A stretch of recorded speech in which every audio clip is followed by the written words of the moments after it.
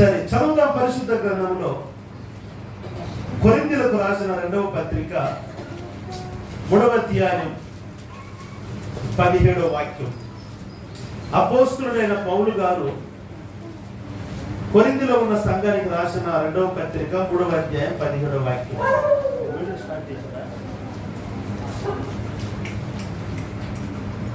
ప్రభువే ఆత్మ, ప్రభు యొక్క ఆత్మ ఎక్కడ నుండునో అక్కడ స్వాతంత్ర్యం ఉండును. మనందరము ముసుగులేని ముఖముతో ప్రభు యొక్క మహిమను అద్దము వలె ప్రతిఫలింపజేయచ్చు, మహిమ నుండి అధిక మహిమను పొందొచ్చు. ప్రభు యొక్క ఆత్మ చేత ఆ పోలికగానే మార్చబడుచున్నాము. ప్రేమగల తండ్రి, పరిశుద్ధుడై ఉన్న ప్రభువా, అల్పుడనై ఉన్న నన్ను మరుగుపరచును ప్రత్యక్షమని యేసు నామములో ప్రార్థించుచున్నాము తండ్రి, ఆమేన్. ప్రియులారా, అందరూ తల్లు పైకెత్తి నా వైపు చూస్తూ దేవుని మాటలు వినాలని ప్రేమపూర్వకంగా మనవి చేస్తూ ఉన్నారు. ప్రియులారా, చదవబడిన వాక్య భాగంలో అపోస్తలుడైన పౌలు గారు కొరింథీ సంఘముతో ఈ మాట అంటున్నారు. ఏంటంటే, ప్రభువు ఆత్మ ఎక్కడ ఉండునో అక్కడ స్వాతంత్ర్యము ఉండును. దేవుని ఆత్మ ఎక్కడ ఉంటుందో అక్కడ స్వాతంత్ర్యం ఉంటుంది. మన బైబిల్లో స్వాతంత్ర్యము అని తమిళ్లో విడుదలై అన్నమాట ఉంటుంది. ఆవియానవరు ఎందు ఉండో అందు విడుదలై ఉండి అన్నమాట ఉంటుంది. నా ప్రియులారా, స్వాతంత్ర్యము అనబడిన మాట ఒక మంచి మాట.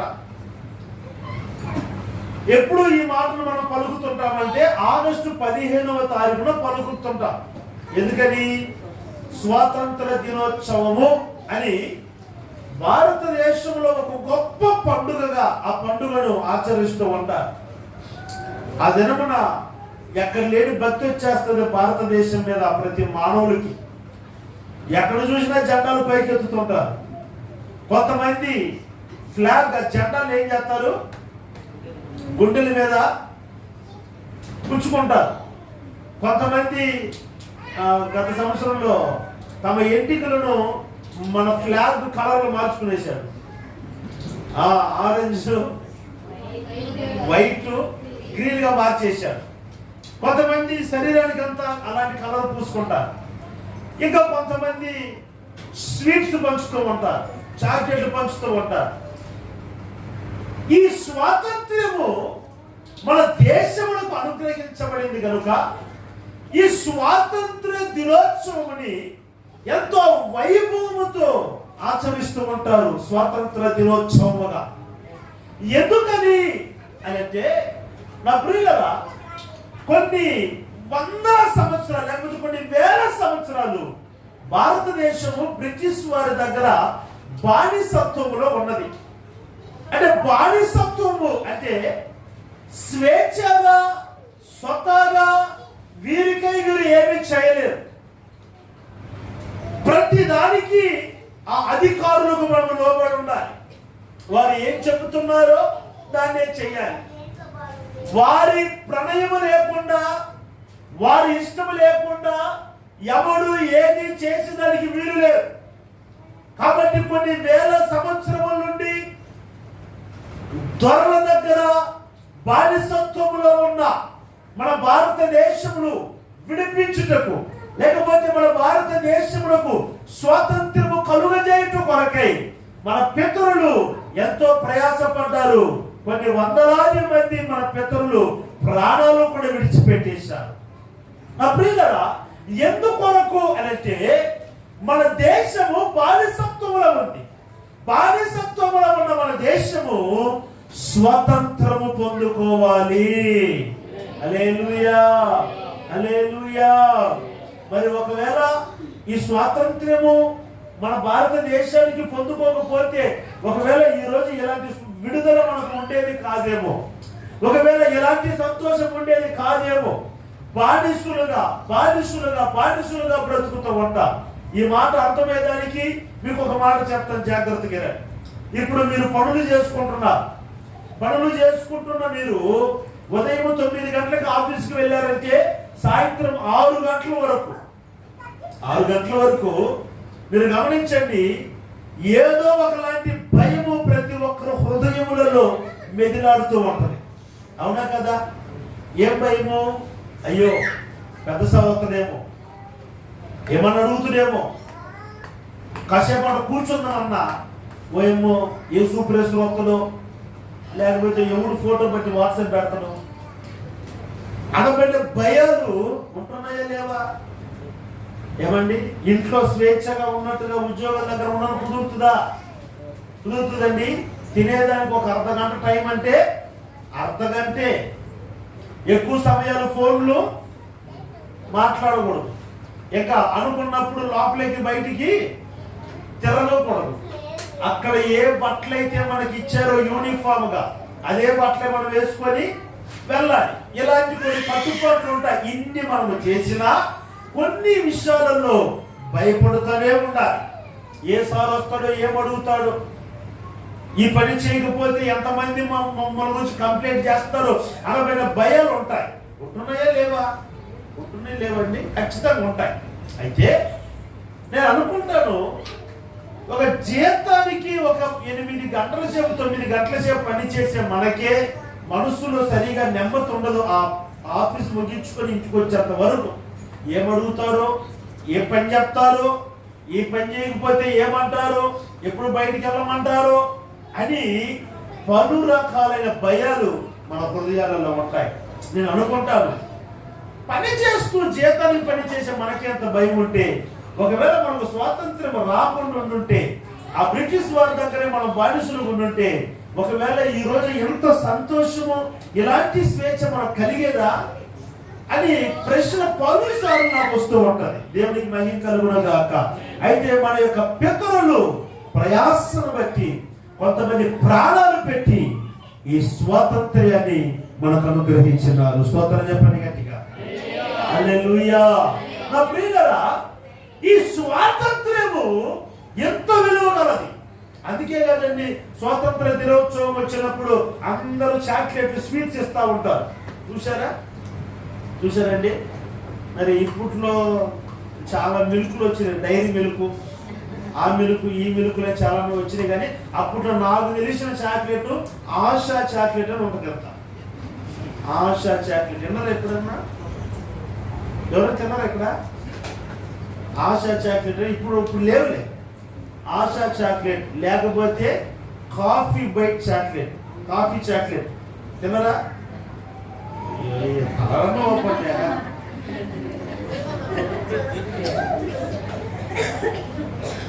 తినుంటారు.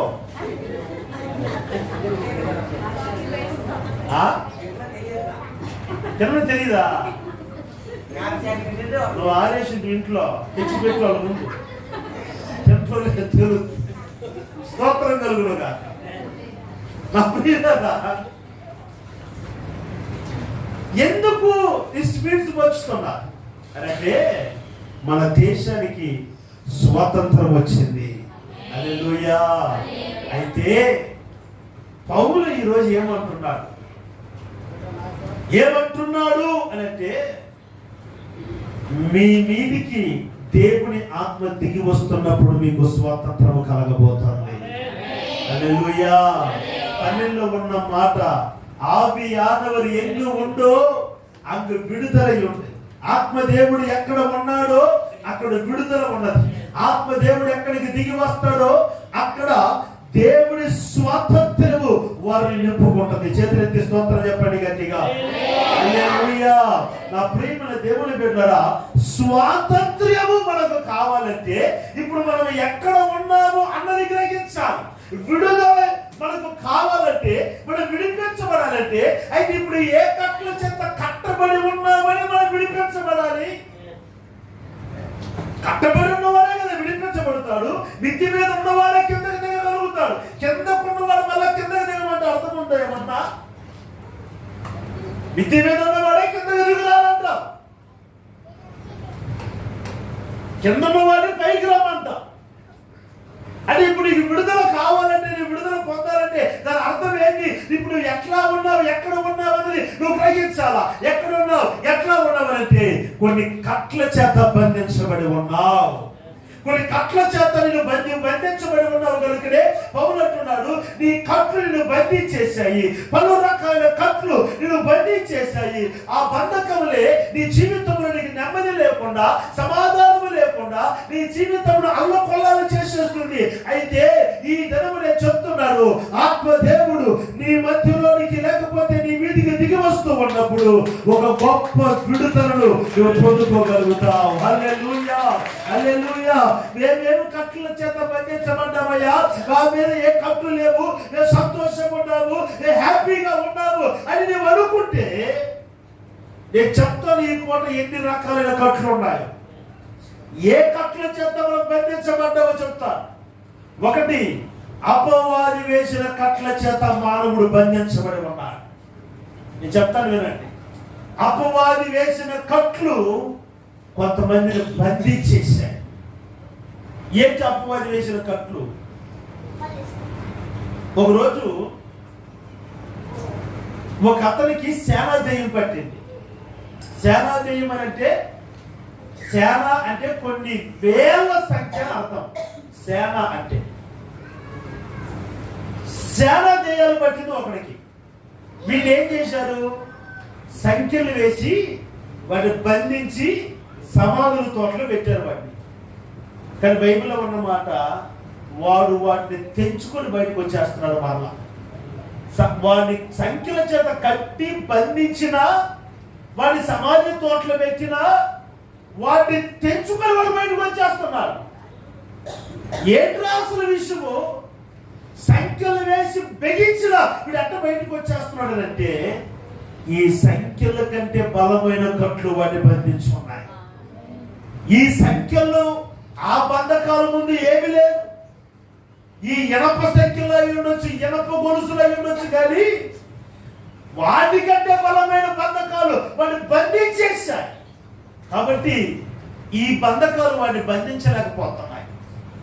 నా ప్రియమైన దేవుని బిడ్డలారా, కొంతమంది జీవితములలో అపవాది బంధకాలు, కుటుంబములలో దేవుని ఆశీర్వాదము పొందుకోలేనంతగా ఎన్ని ప్రయత్నాలు చేసినా, ఎన్ని రకాలైన ప్రయోగాలు చేసినా జీవితంలో, కుటుంబములలో ఏం ఉండటం లేదనంటే నెమ్మది ఉండట్లేదు, సమాధానం ఉండట్లేదు, శాంతి ఉండట్లేదు. దానికి కారణం ఏంటంటే అపవాది కొన్ని కట్ల చేత వారిని బంధించేశారు.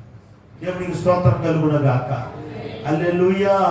నా ప్రియమైన దేవుని బిడ్డలారా, దేవుని ఆత్మ ఎక్కడ ఉండునో అక్కడ విడుదల. ఎక్కడ నుండి విడుదల? దేంట్లో నుండి విడుదల అంటే అపవాది విసురుతున్న బంధకములలో నుండి విడుదల. హల్లెలూయా, హల్లెలూయా. కొన్ని వేల దయ్యముల చేత వీడు బంధించబడి ఉన్నాడు కొన్ని సంవత్సరాల నుండి. ఎన్ని సంఖ్యలు వేసినా, ఎంతమంది పట్టుకున్నా ఆగట్లేదు. ఏ కట్లు వాడిని బంధించలేకపోతున్నాయి, ఏ సంఖ్యలు వాడిని బంధించలేకపోతున్నాయి. కారణం ఏంటంటే వాడిలో బంధించబడిన కొన్ని దురాత్మ సమూహములు ఈ సంఖ్యలను తెచ్చి వేస్తున్నాయి. ఎందుకంటే వీటికంటే బలమైన సంఖ్యల చేత అపవాది వాడిని బంధించింది కనుక. రెండవ బంధకం, రెండవదిగా ఏమి కట్లు అంటే మనుషులను బట్టి కలిగే కొన్ని కట్లు. మనుషులను బట్టి కలిగే కొన్ని కట్లు. చెప్తాను ఏం కట్లు అవి. శాపపు కట్లు. ఒక మాట చెప్తాను, జాగ్రత్తగా. ఒకరోజు ఆంధ్రప్రదేశ్కి పరీక్ష నిమిత్తమై వెళ్ళున్నారు. పరీక్ష నిమిత్తమై వెళ్ళున్నప్పుడు సభలు జరుగుతున్నాయి. ఒక అతనిని పేరు పెట్టి పిలిచారు. స్టేజ్ మీదకి వచ్చాడు. కళ్ళు తెరిచి నన్ను చూడట్లేదు. అతను కళ్ళు మూసుకొని ఏడుస్తూ ఉన్నాడు. అతనితో ఒక ప్రవచనం చెప్పమన్నాడు ప్రభు. ప్రాణ భయముతో నీ వేడకు వచ్చావు. 1 సంవత్సరమే నేను బ్రతకబోతున్నాను, నేను చనిపోబోతున్నాను అన్నబడి నా భయము నీలో ఉన్నది అని. ఆ మాట చెప్పంగానే వాడు వెలిగెత్తి భో అని ఏడుస్తూ ఉన్నారు. ఇంచుమించు ఒక 200-300 మంది ప్రజలు చుట్టూ ఉన్నారు. యవనస్తుడు వాళ్ళు ఏడుస్తూ ఉన్నారు. అతను అడిగాడు, ఈ భయముతోనే నేను ఉన్నానని మీకు ఎవరు చెప్పారు అని అడిగాడు. పరిశుద్ధ ఆత్మ దేవుడు బయలుపరిచాడు, మీతో నేను కాసేపు మాట్లాడాలన్నా అని అన్నాడు. సరే, నేను నా ఫోన్ నెంబర్ ఇచ్చి ఫలానా హోటల్లో నేను ఉంటాను, అక్కడ రూమ్లో ఉంటాను, లాడ్జ్లో, రేపు ఉదయం వచ్చేటప్పుడు నాకు ఫోన్ చేసిరా మాట్లాడదామని చెప్పాను. సరే అని చెప్పి ఇతను నెంబర్ తీసుకుని వెళ్ళిపోయేశాడు. ఉదయం ఒక 4 గంటలకు లేచి ప్రార్థన చేసుకుంటున్నాను. ప్రార్థన చేసుకున్నప్పుడు ఇతను గుర్తుకొచ్చాడు.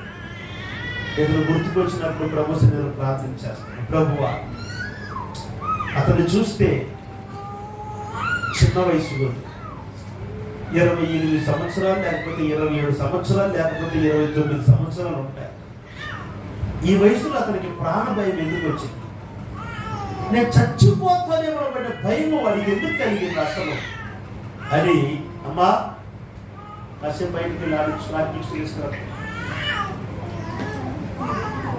ఎందుకు వచ్చింది భయము? ఆ చిన్న పిల్లవాడు యవనస్తుడు, ఈ ప్రాణభయం అతనికి ఎందుకు కలిగింది ప్రభు దగ్గర అడుగుతూ ఉన్నారు. అప్పుడు ప్రభు కొన్ని విషయాలు నాకు బయలుపరిచారు. అదేంటంటే, ఇతను మాత్రమే కాదు, ఇంచుమించు 2 తరాలు వీళ్ళ కుటుంబంలో పురుషులు 30 వయసు వస్తున్నప్పుడు చనిపోతున్నారు. 2 తరాలు 30 వయసు దగ్గర పడుతున్నప్పుడు వీళ్ళ వంశంలో 2 తరాల నుండి ఇలా చనిపోతున్నారు. నాకు చాలా ఆశ్చర్యం కలిగి, ఏంటి ప్రభువా అని. తర్వాత కొన్ని విషయాలు ప్రభు బయలుపరిచారు. సరే, నేను ప్రార్థన చేశాను. ఒక 11:30కి అతను ఫోన్ చేశాడు, అన్న మీ హోటల్ దగ్గరే ఉన్నాను అని అన్నాడు. చర్వకి పైకి రమ్మని. పైకి వచ్చినప్పుడు అతను ఏడుస్తూ చెప్పాడు, నాలో ప్రాణభయమే ఉందని మీరు ఎలా చెప్పగలిగారని. నేను చెప్పాను, నువ్వు మాత్రమే కాదు, మీ తండ్రి గారు, మీ చిన్నాన్నగారు, మీ పెదనాన్నగారు, మీ తాతగారు, మీ తాతగారి యొక్క అన్నదమ్ములు, వీరందరూ 30 వయసు వచ్చేటప్పుడు చనిపోతున్నారు. అతను షాక్ అయిపోయేశాడు. ఇది ఎలా తెలుసన్నా మీకు? ఎవరు చెప్పారన్నా ఈ విషయాన్ని మీకు? నా హృదయములలో ఉన్న బాధ, భయము కూడా అదే. మా నాన్నగారు అలా చనిపోయారు, మా అన్నగారు అలా చనిపోయారు, మా చిన్నాన్నగారు అలా చనిపోయారు, మా పెద్దగారు అలా చనిపోయారు, మా తాతగారు అలా చనిపోయారు, మా తాతగారి యొక్క అన్నదమ్ములు అలాగే చచ్చిపోయారు. మా వంశములు 30 వయసుకు పైగా ఎవరు బ్రతకలేకపోతున్నారన్నా, 30 వయసు వస్తున్నప్పుడే చనిపోతున్నారన్నా. ఇప్పుడు నాకు 29 వయసు అన్నా, వచ్చే సంవత్సరానికి 30 రాబోతుంది. నా సహోదరులు చనిపోయినట్లుగా, మా తండ్రి చనిపోయినట్లుగా, మా తాత వారు చనిపోయినట్లుగా నేను కూడా చనిపోతానే. మన మీద భయము ప్రతి దినము నాకు వేదన కలుగు చేస్తుందన్న. రాత్రులు నిద్ర రావట్లేదు, నాకు 30 వయసు సమీపిస్తుందన్నప్పుడు నేను చచ్చిపోతానేమన్న భయం ఎక్కువైపోతుందన్నా. మీరు చెప్పింది వాస్తవం అన్నాడు.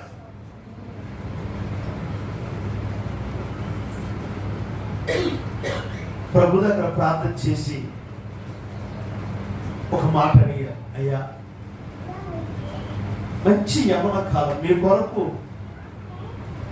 మీ హస్తంలో బలముగా, ఒక ఆయుధముగా అనేక మంది హృదయములను దూచుకొని వెళ్ళే పదును కలిగిన ఖడ్గముగా ఉండవలసిన యవనస్తుల జీవితాలు ఈ 30 వయసులో ముగించబడటానికి గల కారణం ఏంటి?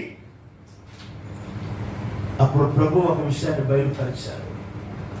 ఏంటంటే, వారి వంశంలో, వారి తాతగారు కాలంలో ఎవరో ఒక అమ్మాయి, నిండు చూరాలుగా గర్భముతో ఉన్న ఒక అమ్మాయి, ఆ అమ్మాయిని చెరిపి పాడు చేసి ఆ అమ్మాయిని చంపి కాల్చి వేసేసారు. ఆ అమ్మాయి చచ్చిపోతా వీరిని శపించేసింది. ఆ అమ్మాయి ఉసురు, ఆ అమ్మాయి గర్భంలో ఉన్న శిశువు ఉసురు వీరి వంశం మీదకి వచ్చేసింది. వాళ్ళు శపించిన, ఆ అమ్మాయి శపించిన శాపం తరములుగా నిలబడిపోయేసింది వీళ్ళ వంశం మీద అని ప్రభు బయలుపరిచారు. నా ప్రియమైన దేవుని బిడ్డలారా, మనుషుల శాపాలు అంత తేలిక కాదు, మనుషుల ఉసురులు అంత తేలిక కాదు. మనుషుల ఉసురులు మనకు తగిలితే అది ఒక బంధకం, అది ఒక కట్లు, అది ఒక కట్టు. అది ఆ యవనస్తులు బాధపడి కుమిలిపోయి అరుస్తున్నారు. అందరూ వయసు పెరుగుతూ ఉంటే బర్త్డేలు హ్యాపీగా చేసుకుంటారన్నా. అయితే నాకు 30 సంవత్సరాలు దగ్గర అవుతుంది అనబడి నా ప్రతి బర్త్డే వస్తున్నప్పుడు మరణ భయం ఎక్కువైపోతుంది. నా చావు దగ్గర పడుతుంది అనబడి కలవరం ఎక్కువైపోతుంది.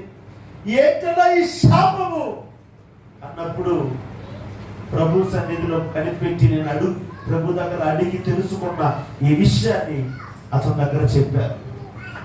మీ వంశంలో మీ తాత వాళ్ళ కాలంలో ఇలాంటి ఒక దుస్సంఘటన జరిగింది.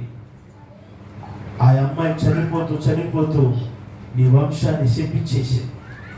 ఆ శాపం మీ మీదకి అలాగనే వచ్చేసిందని చెప్పారు.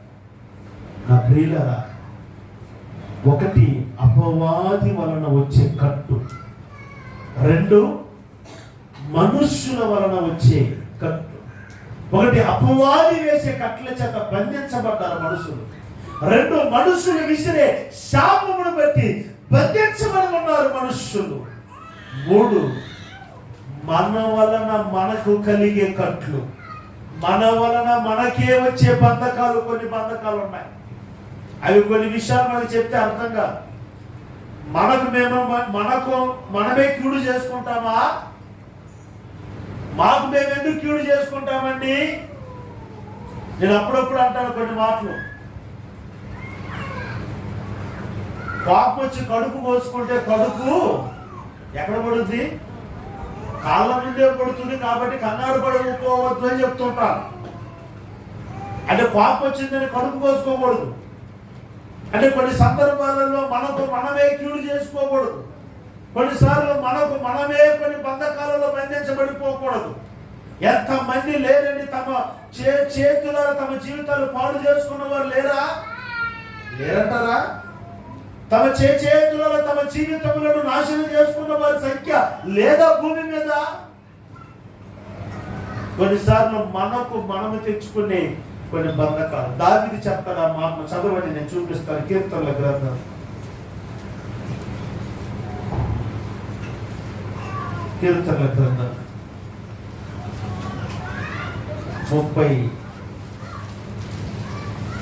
30వ అధ్యాయం 3వ వాక్యం. యెహోవా పాతాళము నుండి నా ప్రాణం 38:3 చదువు.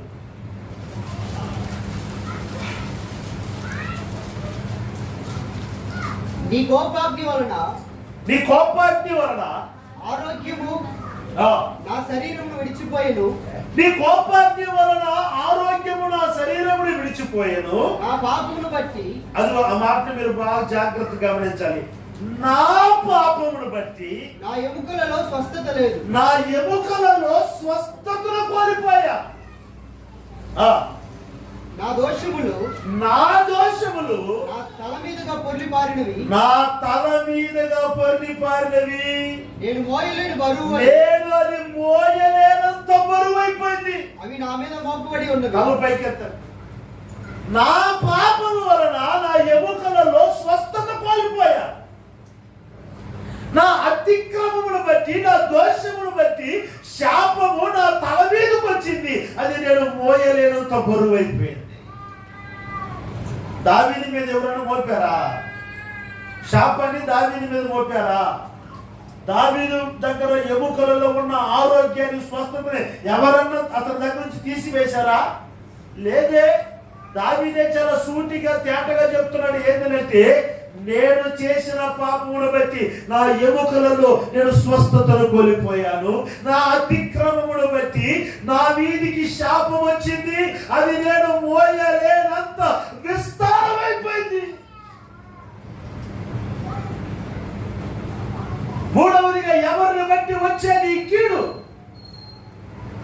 ఎవరిని బట్టి వచ్చింది కట్లు, ఎవరిని బట్టి వారికి వారి నాశనం అయిపోతున్నారు అంటే వారి వలనే.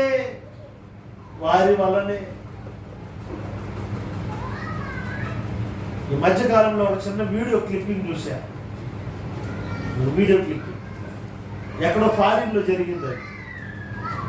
ఫారిన్ లో ఇట్లాంటి ఇల్లులు కాదు కదా, ఫ్లాట్లు, అన్ని ఫ్లాట్లు ఉంటాయి, అపార్ట్మెంట్స్ ఉంటాయి. ఎదురుకున్న అపార్ట్మెంట్స్ వాడికి, ఇటువైపు ఉన్న అపార్ట్మెంట్ వాడికి ఏదో తగువ పడింది, వాదం పడింది.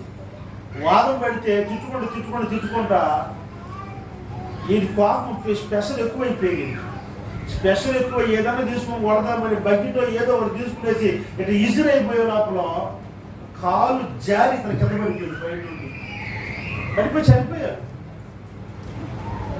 కింద మెసేజ్ రాశారు, శత్రువు ఎదుటింటాడు కాదు, నీలో ఉన్నవాడే శత్రువు. అర్థమైన శ్లోకం చేస్తాను. తొందరగా అర్థం కాదు, కొంచెం లేట్ పికప్ అర్థమవుతుంది. నిదానంగా ఆలోచించారు. శత్రువు ఎదుట్లో ఉన్న అపార్ట్మెంట్ లో ఉన్నాడు కాదు. వాడు ఏం చేసాడు? కాకపోతే 4 మాటలు తిట్టాడంతే. కానీ నీలో ఉన్న నీ ప్రాణాన్ని తీసేశాడు. అంటే ఒకటి, అపవాది మన మీద వేసే కట్లు. రెండవది, మనుష్యుడు మన మీద వేసే కట్లు. 3, మనకు మనమే తెచ్చుకునే కట్లు. పాపములు బట్టి, నా పాపములు బట్టి నా ఎముకలలో స్వస్థత కోల్పోయా. నా అతిక్రమములు బట్టి, నా దోషములు బట్టి నా నెత్తి మీదకి శాపాన్ని తెచ్చుకున్నాడు. అది నేను మోయలేనంత బరువు అయిపోయింది. నా ప్రియులారా, ఏ విషయంలో నుండి నీకు స్వతంత్రం కావాలి? పైకి మేము సంతోషం ఉన్నామండి 24 గంటలు నవ్వుతా తిరిగేది సంతోషం అంటారా? అది స్వాతంత్రం అంటారా? ఎంతమంది లేరు మనుషులకు కనపడాలని నవ్వేవాళ్ళు? ఎంతమంది లేరు తను తాను మోసపరుచుకొని నేను బాగానే ఉన్నానులే అనుకునేవారు? ఎంతమంది లేరండి ప్రపంచాన్ని మోసము చేస్తూ ప్రపంచం ముందు సంతోషం ఉన్నట్లుగా ఉండి రహస్యంగా వెళ్ళి ఏడుస్తూ గుండెలు బాదుకుంటున్న వారు ఎంతమంది లేరు? నేను అంటాను, ఇది స్వతంత్రం కాదు, ఇది విడుదల కాదు. విడుదల అనంటే పరిశుద్ధాత్మ దేవుడు నీ మీదకి దిగి వస్తున్నప్పుడు కలుగుతున్నది అదే విడుదల. హల్లెలూయా. పౌలంటున్నాడు, ఆత్మదేవుడు ఎక్కడికి దిగి వస్తాడో అక్కడ స్వాతంత్రము కలుగుతుంది. అపవాది వేసిన కట్లు, మనుషులు వేసిన కట్లు, నీ మీదికి నీవే తెచ్చుకున్న కట్లలో నుండి నీకు ఒక విడుదల కావాలంటే, ఒక స్వస్థత కావాలంటే, ఒక స్వాతంత్ర్యం కావాలంటే, విడుదలతో నువ్వు బ్రతకాలంటే పరిశుద్ధాత్మ దేవుడు నీ మీదికి దిగి రావాలి. పరిశుద్ధాత్మ దేవుడు లేకుండా నీకు విడుదల లేదు. పరిశుద్ధాత్మ దేవుడు లేకుండా నీ జీవితంలో సంతోషం లేదు. పరిశుద్ధాత్మ దేవుడు లేకుండా నీకు స్వాతంత్ర్యం లేదు. మీరు ఆలోచించండి. 8 గంటల సేపు ఉద్యోగం చేస్తున్న మనకి స్వాతంత్ర్యం ఉందంటారా? మరి 8 గంటల సేపు పని చేస్తూ జీతానికి పని చేస్తున్న మనకే స్వాతంత్రం లేదంటే మరి ఇన్ని కట్ల చేత బంధించబడిన మన జీవితంలో నిజంగా స్వాతంత్రము ఉంది అంటే అది మనము మోసపరుచుకోవటము కదా? నిజంగా మనకు స్వాతంత్రం ఉన్నదా? పరిశీలన చేయండి. లేకపోతే స్వాతంత్ర్యం తెచ్చుకున్నట్లుగానే అనుకుంటున్నారా, ఊహిస్తున్నారా? అందుకే అప్పుడప్పుడు అంటాను, కలలో భోజనం చేస్తే ఆకలి తీరదు అని. దేవుని స్తోత్రం చెప్పండి గట్టిగా. హల్లెలూయా.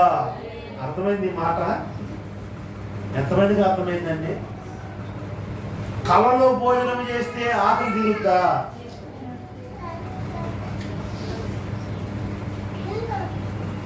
ఆ మధ్య మా బంధువురాలు ఒక అమ్మాయి, ఆ అమ్మాయికి పుట్టినరోజు వచ్చింది.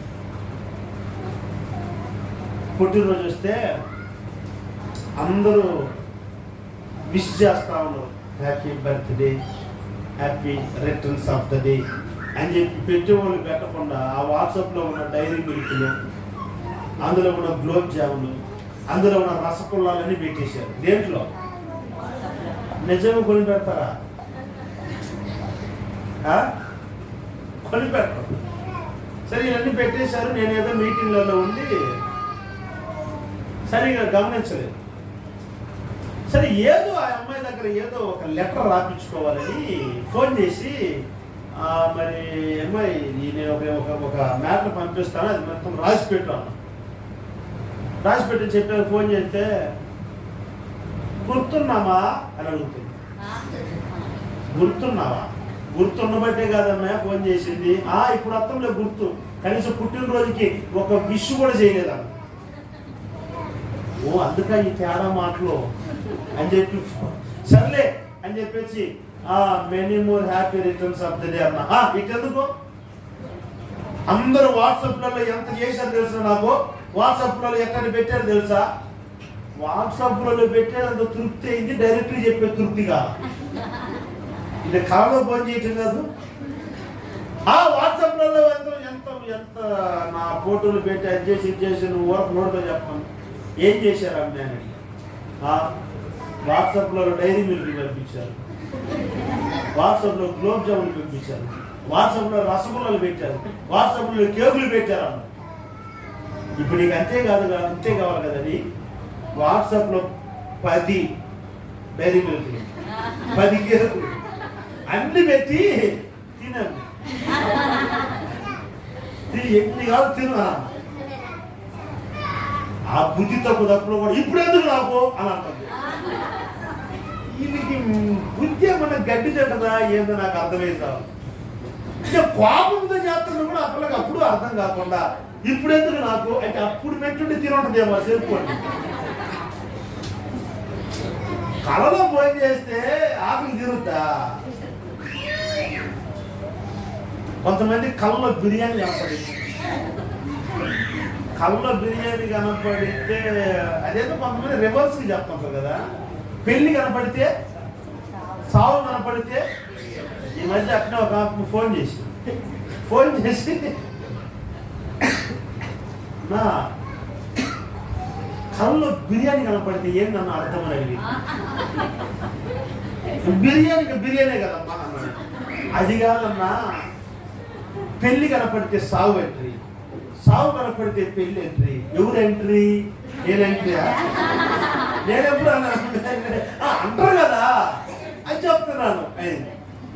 నేను మన శంఖావరం యోహన్ పాస్టర్ ఫోన్ చేసిన, ఆయన కొంచెం మోటాడు కదా, ఉండమ్మా లైన్ కలుపుతానని చెప్పి ఆయన గెలిపాను. పాస్టర్ గారు ఒక చెప్పు లైన్ ఉంది, కళ్ళలో బిర్యానీ కనపడితే ఏంది అని అడుగుతున్నా, అర్థం చెప్పాను. పెంట అన్నాడు ఆయన.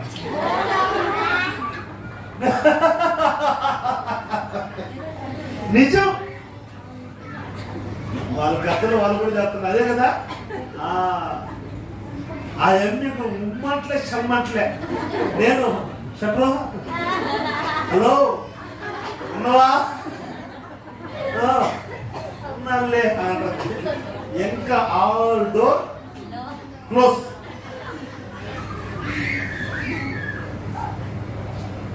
కళలో ఎంతకాలం బతుకుతారంటే హ్యాపీగా ఉన్నాం, మేము సంతోషంగా ఉన్నామని ఇన్ని కట్ల చేత బంధించబడి హ్యాపీగా ఉన్నామంటే ఎవరు మోసపరుస్తారు? పౌలు అంటున్నాడు కొరింథీ సంఘముతో, పరిశుద్ధాత్మ దేవుడు మీ మీదకి దిగి వస్తున్నప్పుడు అక్కడ ఒక స్వాతంత్ర్యం కలగబోతుంది. ఈ రాత్రి నేను అంటున్నా, ఏ కట్ల చేత మీరు బంధించబడి ఉన్నా పరిశుద్ధాత్మ దేవుడు దిగి వస్తున్నప్పుడు విడుదల కలగబోతూ ఉంది. ఏ నేను వేధిస్తున్న బాధ ఏదైనా, నేను కృంగజేస్తున్న వ్యాధి ఏదైనా, నీ అనారోగ్యం ఏదైనా, నీ బలహీనత ఏదైనా, నీ అవమానం ఏదైనా, నేను వేధిస్తూ ఉన్న ఆ పోరాటము, నేను జయించలేక వెనుకబడుతూ ఉన్న ఆ ఆత్మీయ పోరాటము ఏదైనా, ఈ దినము దైవ సేవకుడిగా నేను చెప్తున్నాను, పరిశుద్ధాత్మ దేవుడు నీ మీదికి దిగి వస్తున్నప్పుడు నిశ్చయముగా ఒక గొప్ప స్వాతంత్ర్యము, ఒక గొప్ప విడుదల నా దేవుడు నీకు అనుగ్రహించబోతూ ఉన్నాడు. గట్టిగా చెప్పండి. హల్లెలూయా, హల్లెలూయా. ఒక గొప్ప విడుదలను నా దేవుడు నీకు అనుగ్రహించబోతున్నాడు. స్వతంత్రము కలిగి జీవించే జీవితమే అసలైన జీవితం. ఎంతకాలం బ్రతుకుతాం మానసత్వములో, ఎంతకాలం జీవిస్తాం అపవాది బంధకాలలో, ఎంతకాలం జీవిస్తాం మనుషుల శాప కట్లలో, ఎంతకాలము మనకు మనమే బంధకాలు తెచ్చి పెట్టుకొని దాన్ని మోయలేకుండా తెచ్చలేకుండా సతమతమైపోయిన జీవితము ఎంతకాలము. రాత్రి పరిశుద్ధాత్మ దేవుడు నీతో మాట్లాడుతున్నాడు. నువ్వు ఒక స్వాతంత్ర్యము కలిగిన జీవితము నువ్వు జీవించాలి. హల్లెలూయా. ఆ స్వాతంత్ర్యం కలిగిన జీవితం నువ్వు జీవించాలంటే పరిశుద్ధాత్మ దేవుడు దిగి రావాలి. కొట్టో చెప్పట్లే గట్టిగా. హల్లెలూయా. పరిశుద్ధాత్మ దేవుడు నీ మీదికి వస్తున్నప్పుడు నీకు స్వాతంత్ర్యం కలగబోతుంది. పరిశుద్ధాత్మ దేవుడు ఎక్కడ ఉన్నాడు అక్కడ విడుదల కలగబోతుంది. నీ జీవితం ఏ బంధకములతో బంధించబడి ఉన్నా డోంట్ వరీ, పరిశుద్ధాత్మ దేవుడు దిగి రాబోతున్నాడు. ఈ దినము నీ కుటుంబములలో నీ మీద నా పరిశుద్ధాత్మ దేవుడు దిగి వచ్చి ఒక గొప్ప స్వాతంత్ర్యమును కలుగ చేయబోతున్నాడు. ఆమేన్, హల్లెలూయా. సంఘముతో ఆత్మ చెప్పు మాట చేయగలవాడు వినును గాక. ఇట్లాంటి ప్రసంగాలు పోలేనన్నా మా బతికి ఏం మారలేదంటే ఇంకొక 30 ఏళ్ళైనా మారదు. విశ్వాస సహితమైన ప్రార్థన రోగికి ప్రార్థన స్వస్థత కలుగు చేయదు. విశ్వాస సహితమైన ప్రార్థనే స్వస్థతను కలుగు చేస్తుంది. హల్లెలూయా. ప్రార్థన చేసేది ప్రాముఖ్యం కాదు, విశ్వాసముతో ప్రార్థన చేయాలి. వాక్యం వినేది ప్రాముఖ్యం కాదు, ఈ మాటలు నమ్మి విశ్వసించగలిగితే మహిమను చూడగలుగుతారు. హల్లెలూయా. ఆ ప్రియమైన దేవుని బిడ్డలారా, పరిశుద్ధాత్మ దేవుడు దిగి వచ్చినప్పుడు విడుదల కలుగుతుంది. పరిశుద్ధాత్మ దేవుడు ఎప్పుడు దిగి వస్తాడు? పరిశుద్ధాత్మ దేవుడు ఎప్పుడు దిగి వస్తాడు? ఎప్పుడు మన మధ్యకి వస్తాడు? ఎప్పుడు వస్తాడండి? ఎప్పుడైనా యేసు ప్రభు మన ఇంటికి గబక్కని వస్తే ఎక్కడికి వచ్చి ఎప్పుడైనా ఆలోచించారా? కొంతమంది పాస్టర్లుగా నేను వస్తే అప్పుడే వచ్చును, గమక్కను వచ్చింది అండి, గమక్కను రాకుండా ఒక లెటర్ ఒక చేసి వస్తారా? వీళ్ళు భయం ఏంటంటే ముందే చెప్తే మేము టీవీలో ఆఫ్ చేసుకున్నాం కదా. 6 మాసిన ఓట్లు 6 ఆడేసినాయి. కొంతమంది జెండాలు ఆరేస్తారు, నట్టింట్లో ఆరేస్తారు సిగ్గు లేకుండా. ఏం జెండా? ఇండియా జెండాలు కాదు,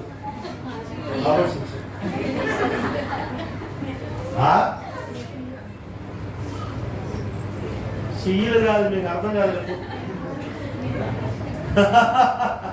ఏమండి? ముందే చెప్తే మేము అన్ని చేస్తాం, అన్ని సిద్ధపరుచుకుంటాం కదా. ఒకవేళ నేను అంటున్న గబక్క మీరు ప్రభుత్వం ఏం చేస్తాను, అందుకే హుషారుగా ఏం చెప్పిందంటే శతాధిపతి, నేను అత్త ఎందుకంటే నువ్వు వద్దు,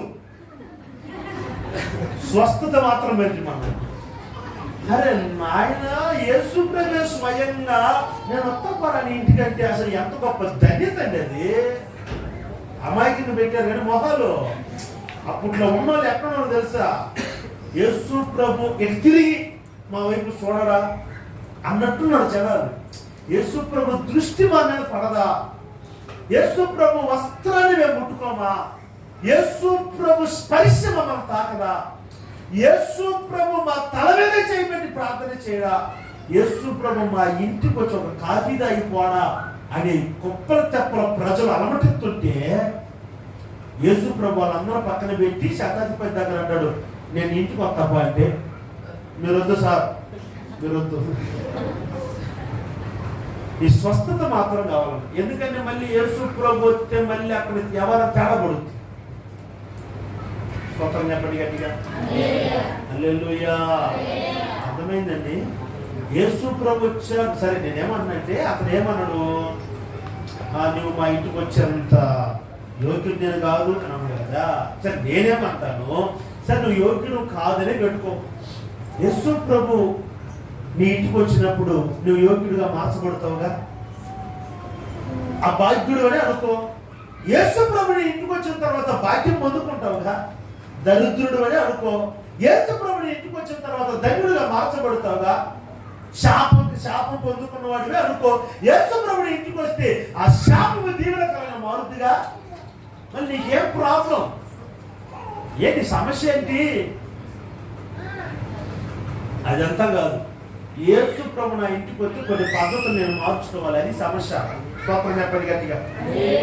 హల్లెలూయా. యేసు ప్రభు ఇంటికి వచ్చిందంటే కొన్ని ఇబ్బందులు ఉంటాయండి, మాకు చెప్పుకోలేమండి బయట. దేవుడు స్తోత్రం చెప్పండి గట్టిగా. హల్లెలూయా.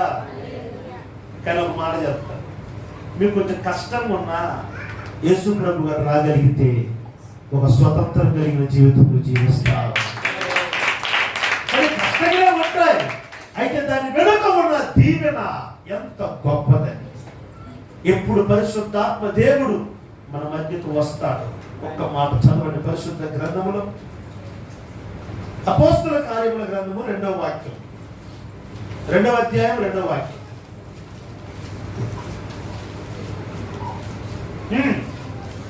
అప్పుడు వేగముగా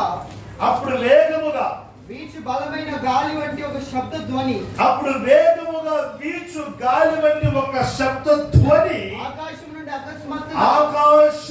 అకస్మాత్తుగా వారు కూర్చుని ఉన్న ఇల్లంతయు నిండెను.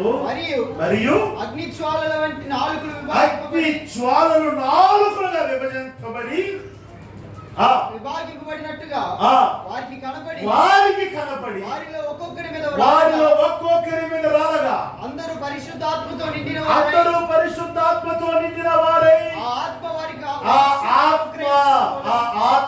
ఆ దేవుని ఆత్మ, ఆ పరిశుద్ధాత్మ వారికి శక్తిని కలుగజేసినది. సపటపట్టండి కానీ. హల్లెలూయా. నా ప్రియమైన దేవుని బిడ్డలారా, నేను చెప్తాను జాగ్రత్తగా వినండి. ఆది అపోస్తలులు భయముతో, కలతతో, కలవరముతో, భీతితో ఉన్న సమయం అది. ఏంటి ఆ సమయం చెప్తాను. యేసుక్రీస్తు వారు మరణించి పునరుద్ధరణై లేచాడు. పునరుద్ధరణై లేచి 40 దినాలు శిష్యులకు కనపడ్డాడు. ఎన్ని దినాలు? 40 దినాలు సశరీరుడుగా భూమి మీదనే సంచరిస్తూ ఉన్నాడు.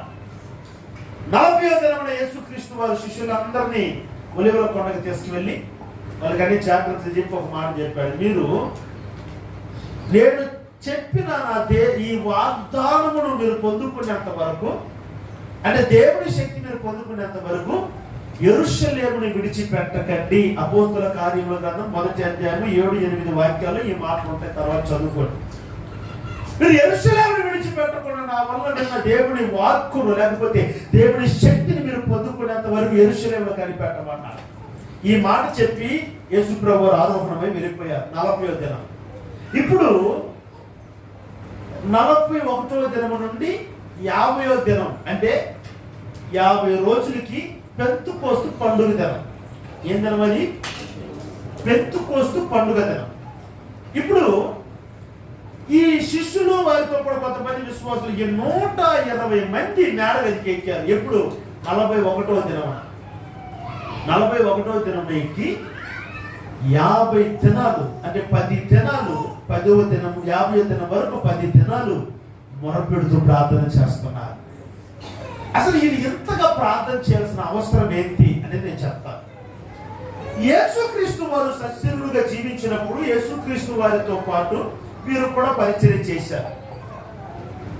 యేసుక్రీస్తు వారి శిలువలో వేసిన ఆ దినంలో ఉన్న యూదులు, ఆ దినంలో ఉన్న ప్రభుత్వం వారు ఒకవైపు యేసు ప్రభుతో ఉన్న వారి మీద కన్ను పెట్టి వెతుకుతూ ఉన్నారు. ఒకవేళ మేము యేసు ప్రభుతో ఉన్నామని ఒకవేళ వీరికి తెలిస్తే, ఒకవేళ వారు మమ్మల్ని కూడా సులువు వేస్తారేమో, మమ్మల్ని కూడా వాళ్ళు బంధిస్తారేమో, మమ్మల్ని కూడా వాళ్ళు కొరడాలతో కొడతారేమో అన్న భయము, భీతి ఆ దినం శిష్యులలో ఉన్నది. ఈ భయము, భీతిని బట్టే వీరు ఆదివారం పూట కూడా మందిరానికి పోకుండా తలుపులు బిగించుకొని ఇళ్లలో భయపడి దాచుకొని ఉన్నారు. ఎందుకు అంటే ఈ భయము, ప్రాణ భయము వెంటాడింది ఆ దినంలో ఉన్న శిష్యులు. ఇప్పుడు ఈ 10 దినాలు ఎప్పుడైతే మేడగది మీద కూడుకొని ప్రార్థన చేస్తున్నారో, కరెక్ట్గా 50వ దినం పెంతెకోస్తు పండుగ దినమున అకస్మాత్తుగా ఆకాశము తెరవబడి పరిశుద్ధాత్మ శక్తి అగ్ని వలె కలకల కలకల కలకలమంటూ వారు కూర్చొని ఉన్న మేడగదిని నింపినది.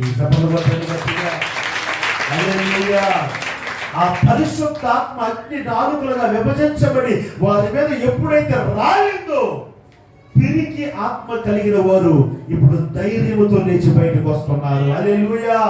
మేడ గది మీదకి ఎక్కుతున్నప్పుడు పిల్లిల్లా ఎక్కినారు. అయ్యో ఎవరైనా మమ్మల్ని చూస్తారేమో, ఎవరైనా చూస్తేమని అంటారేమని. అయితే పరిశుద్ధాత్మ వారు పొందుకున్న తరువాత సింహాల వలె బయటకు వస్తూ ఉన్నారు. హల్లెలూయా, హల్లెలూయా. మీరు గమనించండి ప్రియులారా, ఎక్కడ యూదులు మమ్మల్ని చూస్తేమని అంటారేమో, ప్రభుత్వం వారు ఏమన్నా అంటారేమో అని దేవాలయంలోనికి కూడా వెళ్ళకుండా, దేవాలయంలో వెళితే పరిశీలన చూస్తారేమని దేవాలయంలో కూడా వెళ్ళకుండా ఇంట్లో తలుపులు వేసుకొని బిగించుకొని భయపడుతూ ఉన్న పేతురు, యోహానులు పరిశుద్ధాత్మ పొందుకున్న తరువాత దేవాలయంలోనికి వెళ్ళి యేసుక్రీస్తు వారి గురించి సువార్త చెప్తూ ఉన్నారు. చెప్పండి గట్టిగా హల్లెలూయా. సింహాల వలె తయారయ్యారు, సింహాల వలె తయారయ్యారు. అందుకే ఆ దినములో ఉన్నవారు అంటారు, వీరు చేపలు పట్టేవాళ్ళు కదా, వీరు పామరులు కదా, అయితే ఏంటి వీళ్ళెంత ధైర్యంగా మాట్లాడుతున్నారని వారు ఆశ్చర్యపడిపోయారని దేవుని వాక్యం సెలవిస్తుంది. వీరు పామరులు, ఒకప్పుడు మనల్ని చూసి భయపడేవారు, ఈ రోజు ఎట్టొచ్చింది ధైర్యము, ఎట్టొచ్చింది శక్తి అంటే పరిశుద్ధాత్మ దేవుడు వారి మీదకి దిగి వచ్చాడు. గొప్ప చెప్పండి గట్టిగా, పరిశుద్ధాత్మ దేవుడు మీ మీదకి దిగి వస్తున్నప్పుడు అమ్మా నీ జీవితమే విప్లవాత్మకంగా మార్చబడుతుంది. చిన్న పాపకు భయపడి పేతురు యేసు ప్రభుని ఎవరో అని ఎరుగునని అబద్ధం చెప్పాడు. అయితే ఈ పరిశుద్ధాత్మ పొందుకున్న తర్వాత దేవాలయంలోకి వెళ్ళి చెప్తారు, రేయ్ నీతిమంతుని మీరు సిలువలో వేసి చంపేశారు, కానీ మా తండ్రి యేసు ప్రభుని మరలా లేవనెత్తాడు, ఆయన సజీవుడు ఉన్నాడు, దానికి మేమే సాక్షులం అన్నారు. హల్లెలూయా. చదవండి, అద్భుతంగా ఉంటుంది ఆ మాటలు. అపోస్తుల కార్యాల గ్రంథం 3వ అధ్యాయం 14వ వాక్యం. అపోస్తుల కార్యాల గ్రంథం 3:14. మీరు పరిశుద్ధులను నీతిమంతుడైన వారిని నిరాకరించి నరహత్తుకుడైన మనుషుని మీకు అనుగ్రహింపమని అడిగితిరి, మీరు జీవాధిపతిని చంపితిరి, కానీ దేవుడు ఆయనను మృతులలో నుండి లేపెను, అందుకు మేమే సాక్షులం అన్నాడు. స్తోత్రం కలుగును గాక. హల్లెలూయా. ఒకప్పుడు చిన్న పాపకు భయపడి అయ్యో యేసు ప్రభు ఎవరో నాకు తెలీదు, అమ్మ తోడు యేసు ప్రభు నేను చూడలేదు అని అబద్ధం చెప్పిన పేతురు దేవాలయంలోకి అంటున్నాడు, రేయ్ నీతిమంతులు మీరు సిలువ వేశారు, కానీ మా తండ్రి ఆయనను మరలా మృతులలో నుండి లేవనెత్తాడు, దానికి మేమే సాక్షులు. ఎట్టొచ్చిందయ్యా పేటర్ గారు ఎట్టొచ్చింది మీకు ఈ ధైర్యము? పరిశుద్ధాత్మ నా మీదికి దిగి వచ్చింది. హల్లెలూయా. పరిశుద్ధాత్మ నీ మీదికి దిగి వస్తున్నప్పుడు అసలు నీ వాతావరణం ఎలా ఉండదు.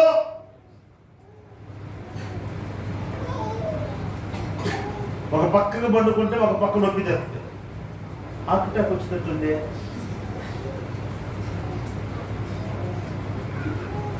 ఆ మధ్య కావ గుండె కొట్టుకుంటా ఉందన్నా, స్పీడ్ కొట్టుకుంటుందన్నా అంటుంది. ఎక్కడమ్మా? ఇదిగో ఎక్కడ తెలివి తక్కువ గుండె ఎక్కడ కాదు ఉండేది, ఇక్కడ తెలియకుండా గుండె స్పీడ్ కొట్టుకుంటుందన్నా. భయం, భీతి, కలవరు, అయ్యో ఏమన్నా అయిపోతుందేమో, ఏమన్నా జరుగుతుందేమో. పరిశుద్ధాత్మ నీ మీదకి వస్తున్నప్పుడు పిరికి ఆత్మ పని చేయదు. హల్లెలూయా. పరిశుద్ధాత్మ ఎక్కడ ఉంటుందో అక్కడ విడుదల. ఆత్మదేవుడు ఎక్కడ ఉన్నాడు అక్కడ స్వాతంత్ర్యం. నీ జీవితంలో యేసు ప్రభు ఎంతవరకు లేడేమో అందుకే నీ జీవితంలో బానిసత్వం బ్రతుకుతూ ఉన్నావు, కట్ల చేత బ్రతుకుతూ ఉన్నావు. ఈ దినము పరిశుద్ధాత్మ దేవుడు నీ మీదికి వస్తే అసలు నీ జీవితం గ్రాఫ్ మారిపోతుంది. చెప్పాలి గట్టిగా హల్లెలూయా. అసలు పరిస్థితులు ఎలా ఉండవు. స్తోత్రం చెప్పు గట్టిగా. చిన్నదానికి పెద్దదానికి భయపడే నిన్ను చూసి ఎంత ధైర్యం ఎట్టొచ్చిందమ్మా ఓ మంగమ్మ ఎట్టొచ్చింది అని అడగాలి. ఎత్తరు స్తోత్రం చెప్పండి గట్టిగా.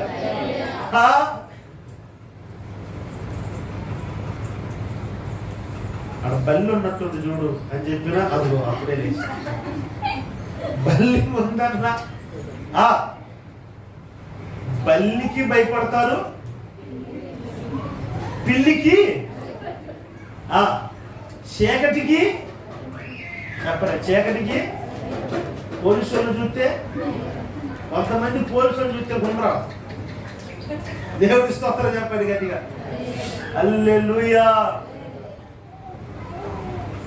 నాకు తెలిసిన ఒకడు ఏం చేసిందంటే పోలీసు వాళ్ళకి కొంచెం మనోడికి అదురు ఎక్కువ. హెల్మెట్ వేసుకొని తోలాలంటే కాండ్రాదు, ఇటు సైడ్ కాండ్రాదు. పోలీసు వాళ్ళని ఎక్కడ ఉన్నా వాళ్ళు కొంచెం దూరంలో బండి ఆపి హెల్మెట్ వేసుకొని పోతారు.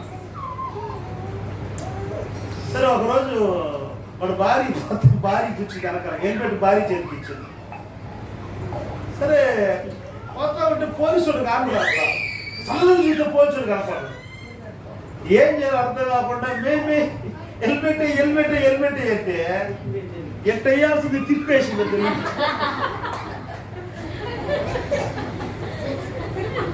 తిప్పేసి కింద పడిపోయాడు.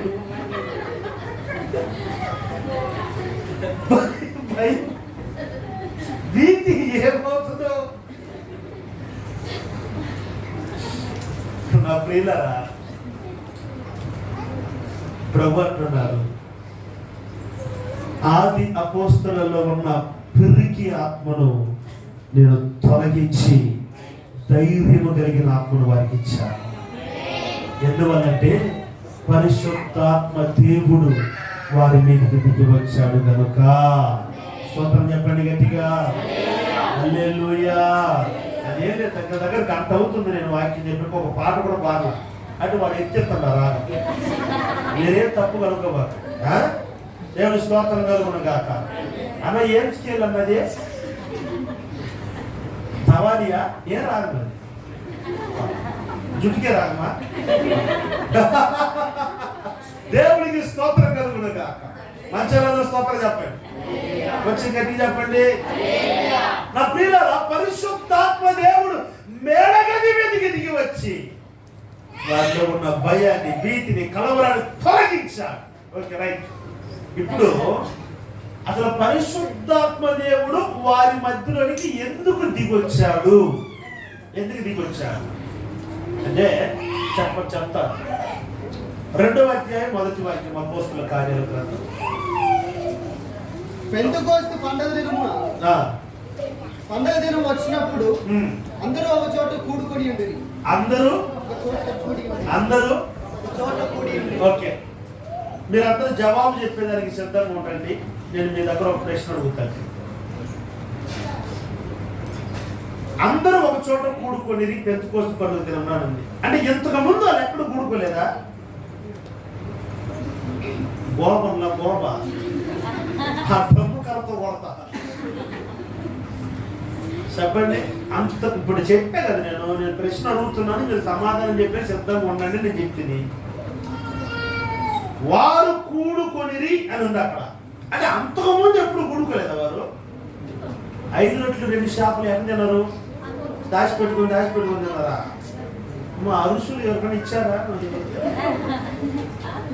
అరుసులు కావాల్సుకున్నారు కదా.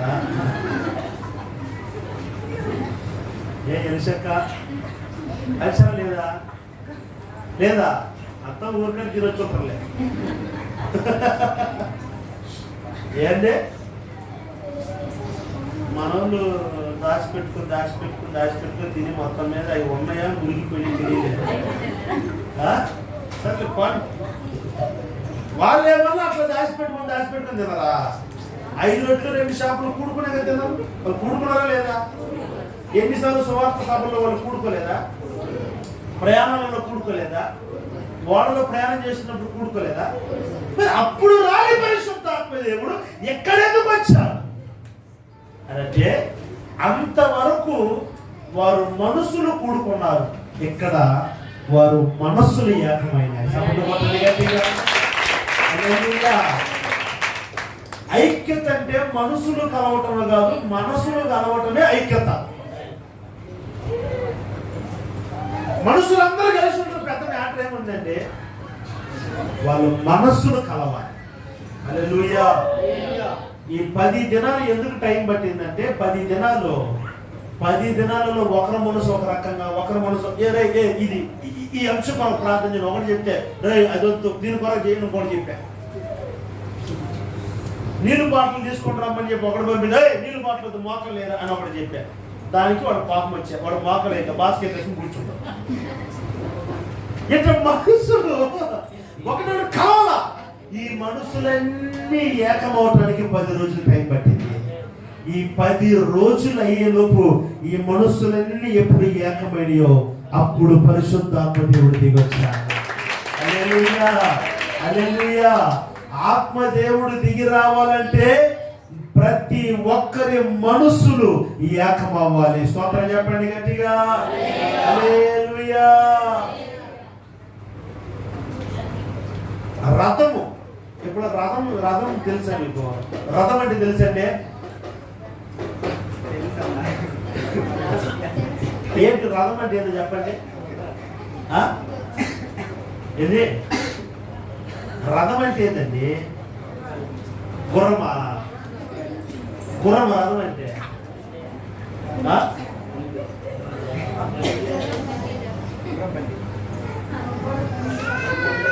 బండి ఉంటుంది.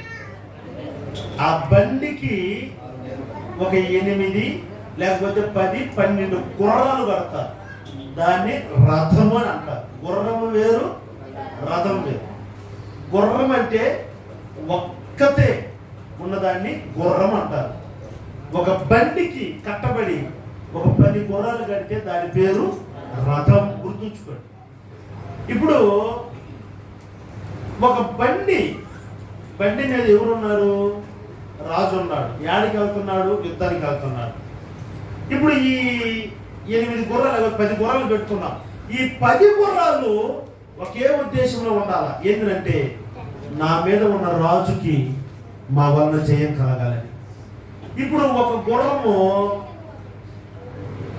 నేను పూర్ణమల్లికి పోయేసి ఒక కాపీ ఒకటి దాగి వస్తాను. నేను పనిమల హాస్పిటల్కి వెళ్ళి ఒక మెడికల్ షాప్కి వెళ్ళి ఒక సెట్రజన్ మాత్రం ఒకటి తీసుకొస్తాను. నేను ప్యాడ్ సిగ్నల్కి వెళ్ళేసి 2 పొరోటాలు తినొస్తాను అని అన్నదనుకో, రాజు ఏమవుతుడు? నడ్డిరుగుద్ది. రాజుకి ఏమవుతుందండి? ఇప్పుడు ఈ గుర్రముల ఆలోచన అంతా ఎట్లా ఉండాలి? అర్థమైంది. సపోర్ట్లో కొట్టండి. ప్రసంగం మీకు అర్థమైందా? ఏదో చెప్పుకున్న చెప్పులేసా పొంగల్ పూట పొంగల్ తింటాం ఇంటికి అంటాం. హ్యాపీ పొంగల్ ఎవరు చెప్తాం? అమ్మ చెరుకులు తినలేదా? చెరుకులు తినలేదా? నేను ఇవ్వలేదు ఎవరికి? 4,000 రూపాయలు డబ్బులు ఇలా చెరుకులు ఇలా సరిపాడి దేవుడికి స్తోత్రం కలుగునగా. హల్లెలూయా. ఏమి రథం అంటే ఏంటంటే ఏక తాత్పర్యము కలిగి ముందుకు కొనసాగాలి. హల్లెలూయా. గుర్రములన్నీ ఏకంగా పరిగెత్తుచున్నదని రథం అంటారు. ఇప్పుడు మందిరం అన్నది కూడా రాజు కూర్చొని ఉన్న ఒక బండి. ఇప్పుడు మనందరము గుర్రాలే.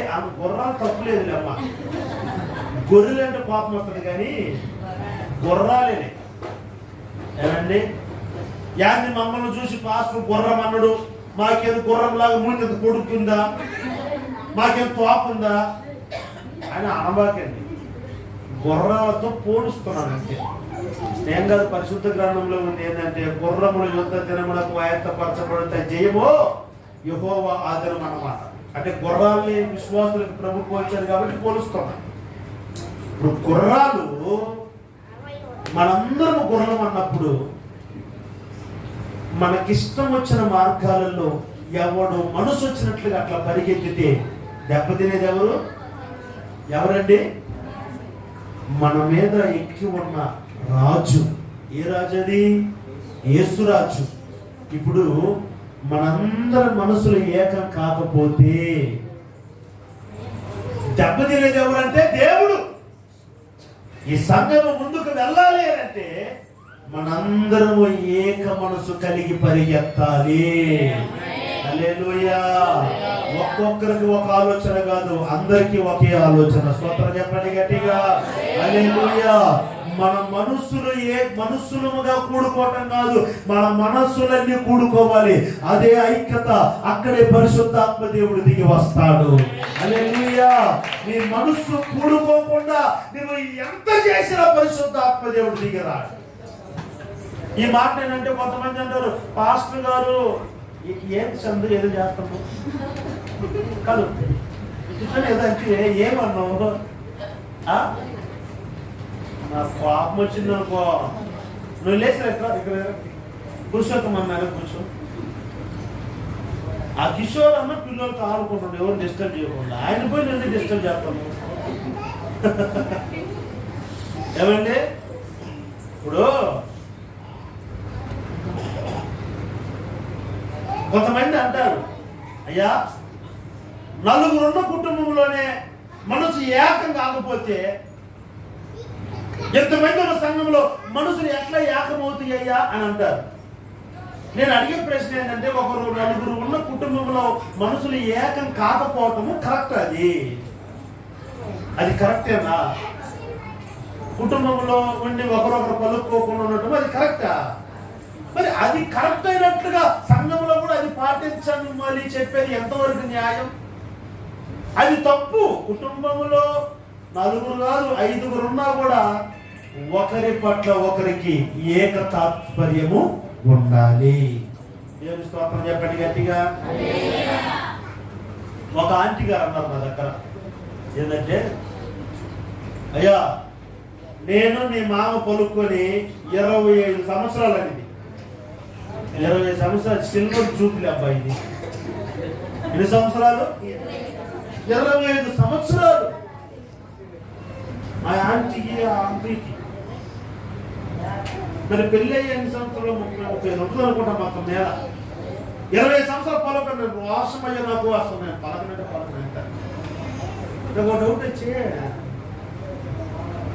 ఇప్పుడు అంకుల్ గారికి స్నానాలకు నీళ్లు పెట్టిను, ఇప్పుడు పోస్ట్ స్నానం చేయమని చెప్పి ఎట్ట చెప్తావు అంకుల్కి అడిగిన అంటే, మీరు ఉంటారుగా పిల్లల్లో రై నీళ్లు పెట్టిన స్నానం పోయి స్నానం చేయమనరా దరిద్రపోతే పోయి చెప్తారా?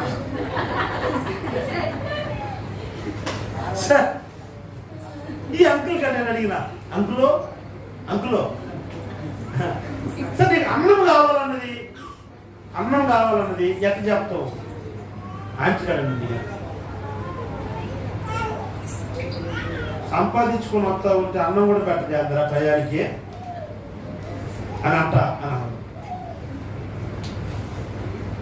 అంటే ఈ పిల్లల దగ్గర చెప్పి వాళ్ళ దగ్గర చెప్పిస్తా ఉంటాను. నాకు డౌట్ వచ్చి, ఈ పిల్లలు ఎవరు లేరు ఇంట్లో, అప్పుడు ఏం చేస్తారు అడిగా. ఈ పిల్లలు ఎవరు లేరు, ఏం చేస్తారు అడిగా. వాళ్ళు లేకపోయినా వాళ్ళకి ఫోన్ చేస్తారంట, వాళ్ళు ఎక్కడో, రే ఎంతసేపులో చెప్పేది అన్నం పెట్టమని. ఆ ఆంటీ పక్కలో ఉండాడు, ఎక్కడో ఉన్నాడు, ఫోన్ చేసి ఎంతసేపులో చెప్పేది అన్నం పెట్టమని. సిగ్గుచారా.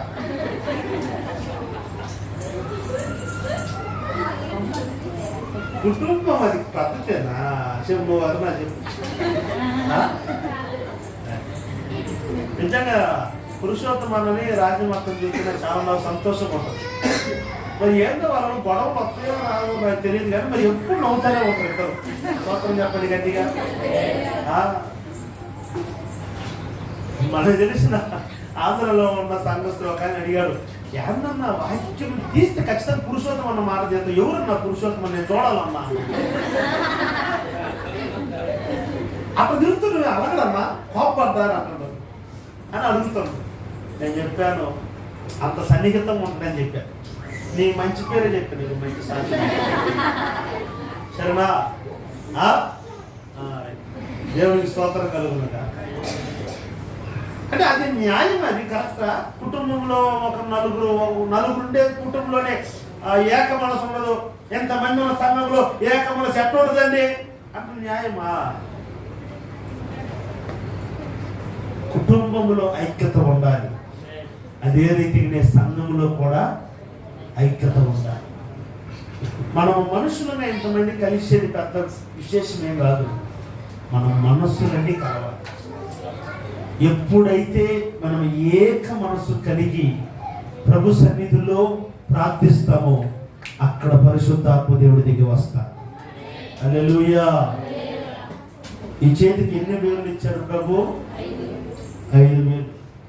మీరు గమనించండి, ఈ 5 వేలు ఏకీభవిస్తేనే ఈ చేతికి బలం. అవునంటారా కాదంటారా? ఏంటి ఇప్పుడు ఈ ఫుల్ పిట్ పైకి ఎత్తాలి, 1 వేలు కుదురుతా? అన్ని వేలు పట్టుకోవాలి. ఇప్పుడు ఈ బైబిల్ పట్టుకోవాలి, 1 వేలు మనం కుదురుతుందా? 5 వేలు. సంఘము కూడా దృఢపరచబడాలంటే మనందరము ఏకీభవించాలి. మనందరము ఏక తాత్పర్యము కలిగి ముందుకు కొనసాగుతున్నప్పుడు నిత్యంగా పరిశుద్ధాత్మ దేవుడు మన మధ్యలోనికి దిగి వస్తాడు. ఆత్మ దేవుడు దిగి వస్తున్నప్పుడు నీకు స్వాతంత్రము కలుగుతుంది, నీకు విడుదల కలుగుతుంది.